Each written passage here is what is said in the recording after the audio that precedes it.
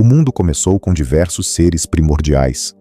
Primeiro veio o caos, depois Gaia, a terra, e finalmente Eros, o amor. De Gaia vieram Urano, o céu, que criou os titãs. Urano não gostava de seus filhos e os trancou nas profundezas da terra. Gaia, cansada de ver seus filhos aprisionados, fez uma grande foice que deu a seu filho Cronos. Cronos se escondeu até que Urano viesse deitar-se com sua mãe. Então saltou para fora e cortou os genitais de seu pai, que caíram no mar. Cronos libertou os outros titãs da prisão, e assim começou a Era dos Titãs. Cronos casou-se com a Titânide Reia, que deu à luz a maioria dos principais deuses. Cronos, temendo uma profecia de que seus filhos tomariam seu poder, aprisionou-os assim que nasceram, engolindo-os inteiros.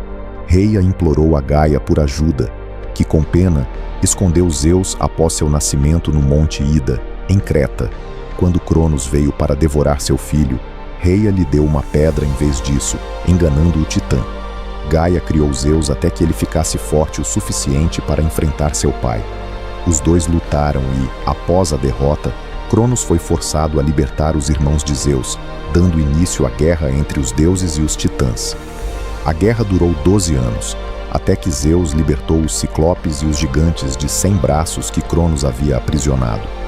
Os ciclopes presentearam Zeus com seu famoso raio, Poseidon com seu tridente e Hades com um chapéu da escuridão, alterando o equilíbrio da batalha. Os titãs derrotados foram lançados no Tártaro, uma prisão nas profundezas do submundo. E assim começou o reinado dos deuses. Zeus, Poseidon e Hades decidiram compartilhar o poder, sorteando para decidir sobre qual região governariam. Zeus ficou com o céu, Poseidon com os mares e Hades com os mortos. Zeus, rei dos deuses, governava de seu trono no Monte Olimpo. Lar dos imortais, frequentemente usando seus símbolos do raio e da águia para alertar ou encorajar os mortais. Zeus era responsável por todas as mudanças climáticas, desde raios até neve, dependendo do seu humor. Ele também era um protetor do lar e dos estranhos, o que significa que ser um mau anfitrião poderia lhe causar sérios problemas. Zeus casou-se com sua irmã Hera, que deu à luz os deuses Ares e Hefesto. Zeus também era infame por seus inúmeros casos com outras deusas, entre elas Atena, Hermes, Apolo, Ártemis e Perséfone.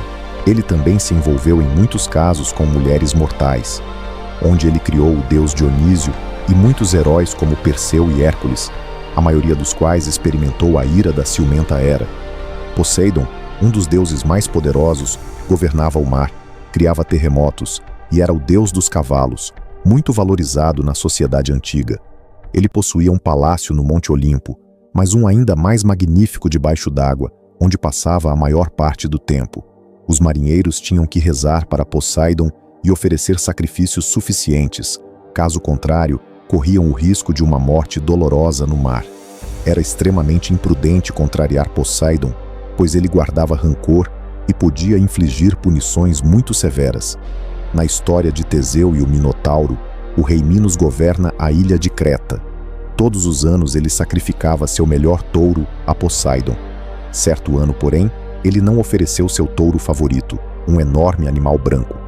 Poseidon percebeu, mas em vez de punir Minos diretamente, decidiu atacar sua esposa. Ele a fez se apaixonar pelo touro, o que eventualmente levou ao nascimento da criatura meio homem, meio touro, chamada Minotauro. Hades, o mais velho dos irmãos, governava o submundo, onde residiam os espíritos dos mortos. Ele compartilhava o trono com sua esposa, Perséfone, e os dois eram considerados deuses da fertilidade. O submundo tinha vários guardiões e provações, tornando difícil para os mortos e quase impossível a entrada para os vivos. Os portões que eles atravessam o rio Estige, mortal. A única maneira de entrar era conseguir passagem com o barqueiro, Caronte.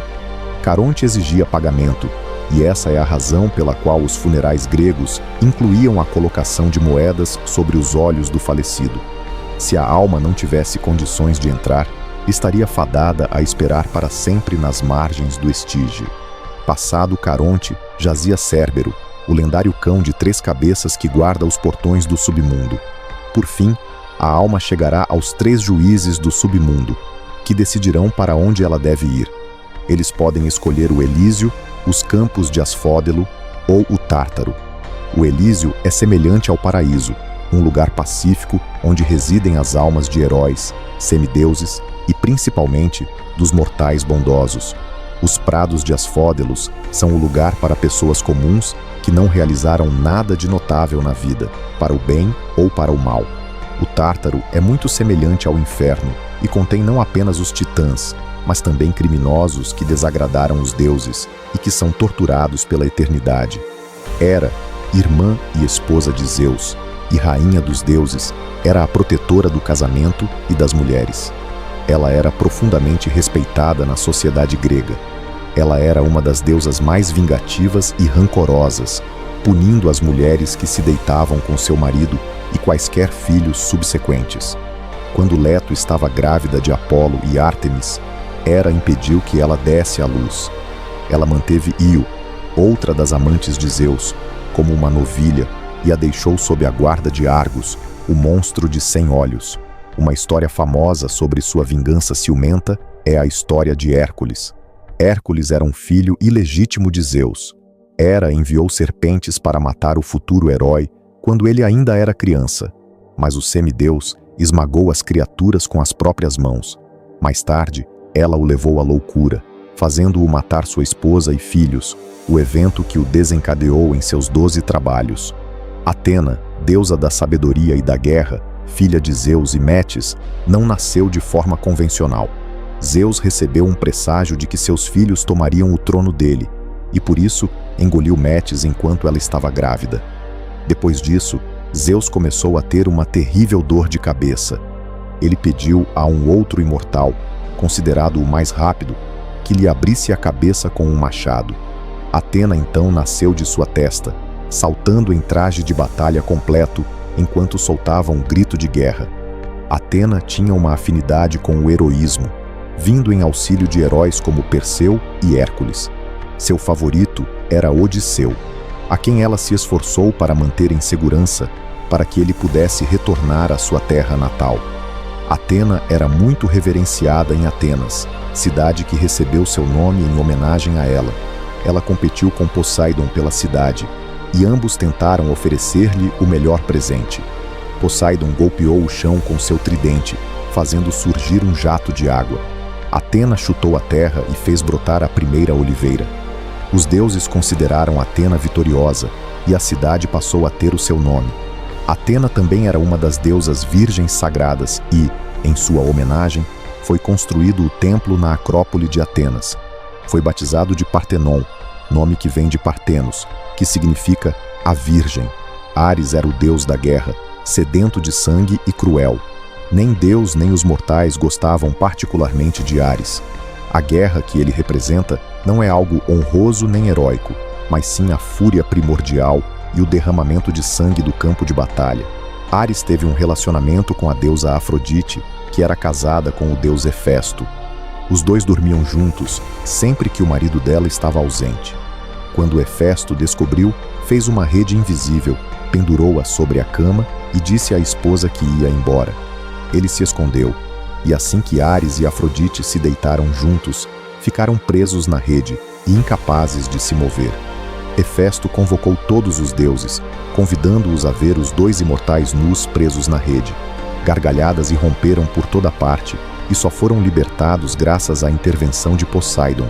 Afrodite era a deusa da beleza e do amor, responsável pela atração sexual tanto em mortais quanto em imortais, frequentemente usando seus poderes para seu próprio divertimento. Os relatos sobre seu nascimento divergem, alguns dizendo que ela nasceu dos genitais de Urano, enquanto outros afirmam que ela seria filha ilegítima de Zeus. Afrodite teve um papel fundamental na Guerra de Troia, quando o príncipe Paris de Troia recebeu a missão de entregar uma maçã à deusa mais bela, Hera, Atena ou Afrodite, cada uma prometendo-lhe algo diferente em troca. Paris escolheu Afrodite, que lhe prometeu a mulher mais bela do mundo, Helena. Helena casou-se com o rei de Esparta, Menelau. Afrodite enfeitiçou Helena quando Paris veio visitar Esparta, fazendo-a fugir com ele. O rei Menelau e seu irmão Agamenon reuniram um enorme exército para resgatar Helena de Troia, e assim começou a Guerra de Troia. Deusa da caça e irmã gêmea de Apolo, Ártemis era uma arqueira mortal e uma importante integrante do Olimpo. Ela vigiava tanto os caçadores quanto suas presas, garantindo que a natureza selvagem fosse mantida sob controle. Ártemis também era valorizada por sua virgindade e a guardava com ciúmes. O caçador Acteon a encontrou nua enquanto ela tomava banho. Ártemis então transformou o homem em um servo e soltou seus 50 cães de caça sobre ele, infligindo-lhe uma morte dolorosa por seu erro. Irmão gêmeo de Ártemis, Apolo era um deus de muitas coisas. Ele era um deus do arco e flecha, mas também da luz e da música, sendo representado tanto com uma lira quanto com um arco. Apolo está intimamente ligado à profecia. Ele nasceu em Delos e honrou a ilha, estabelecendo ali um oráculo. Mais tarde, ele viajou até o Monte Parnaso e matou a grande serpente Piton. Ele construiu um templo no local onde havia alcançado o feito, lançando as bases para o futuro oráculo de Delfos. Hermes, o mensageiro de Deus e patrono dos ladrões, conhecido como um trapaceiro entre os deuses. Ele costumava pregar peças e roubar de seus colegas deuses. Ao atingir a maioridade, assumiu o papel de mensageiro, levando consigo um bastão de ouro como símbolo de sua autoridade. Ele é frequentemente visto com um capacete alado e sandálias, que usava para voar e entregar mensagens. Deméter, a deusa da agricultura e protetora da colheita. A coisa que ela mais prezava era sua filha, Perséfone. Aconteceu que Hades também estava interessado em Perséfone, pois havia se apaixonado por ela. Certo dia, enquanto a menina colhia flores, ele abriu a terra e a arrastou para o submundo. Deméter ficou desesperada ao descobrir e procurou pela filha durante 9 dias e 9 noites, até que o deus Sol Hélio revelou a identidade de seus captores. Deméter se trancou dentro de casa por um ano inteiro, recusando-se a sair até que Perséfone fosse devolvida. Sem a deusa da agricultura, o mundo mergulhou na fome.